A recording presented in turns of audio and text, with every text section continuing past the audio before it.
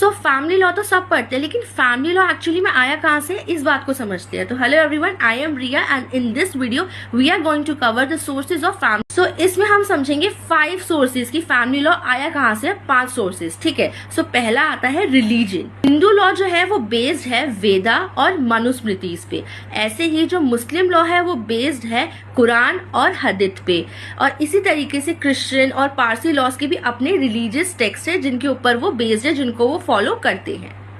Second source की बात करें तो आता है स्टैट्यूटरी लॉ, यानी कि जो कोर्ट ने यानी जो लेजिस्लेचर ने बनाए होते हैं एक तरीके से, जैसे हिंदू मैरिज एक्ट हो गया, या फिर स्पेशल मैरिज एक्ट हो गया, या फिर protection on rights of divorce act हो गया। तो इस तरीके से ये सारे आ जाते हैं स्टैट्यूटरी लॉज के अंदर। Then comes custom and usage, यानी कि जो ओल्ड कम्युनिटीज होती है उनके भी कुछ मान्यता यानी कि कुछ बिलीव्स होते हैं जिनको कोर्ट आज भी मानती है, अगर वो किसी पब्लिक पॉलिसी के अगेंस्ट नहीं है तो, पब्लिक के लिए सही है तो। जैसे फॉर एग्जांपल हिमाचल प्रदेश में हस्बैंड वाइफ अभी भी डाइवोर्स ले सकते हैं। पुराने टाइम से उनका चला आ रहा है कि वो म्यूचुअली बात करके डिस्कस करके कई टाइम तक अलग रह के वो डाइवोर्स ले सकते हैं। तो उस कम्युनिटी के लिए यानी कि वहां की कम्युनिटी के लिए कोर्ट ने ये चीज अलाउ की है, बट हिंदू एक्ट के अकॉर्डिंग ये चीज अलाउड नहीं है।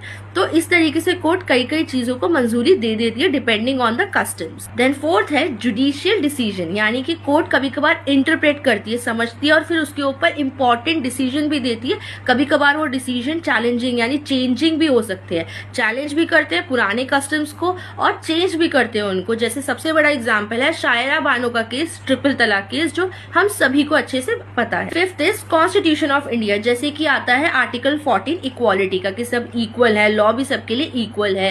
देन 15 आता है आर्टिकल 15 यानी कि डिस्क्रिमिनेशन का, कि किसी पे भी भेदभाव नहीं हो सकता। तो ये सारे आर्टिकल्स है, कोर्ट इनको यूज करके नए लॉज भी बनाते हैं और लॉज को चेंज भी कर सकते हैं यानी अमेंड भी कर सकते हैं। जैसे फॉर एग्जांपल आप अगर 2005 का एक्ट उठा के देखेंगे, सक्सेशन एक्ट, उसकी बात कर रही हूं मैं, जिसके अंदर ये बताया गया था कि जो डॉटर्स है उनका भी इक्वल राइट होगा प्रॉपर्टी में। तो ये एक तरीके से लॉ अमेंड किया गया था। क्यों? क्योंकि डॉटर्स जो है उनको भी इक्वालिटी चाहिए, वो भी इक्वालिटी डिजर्व करती है।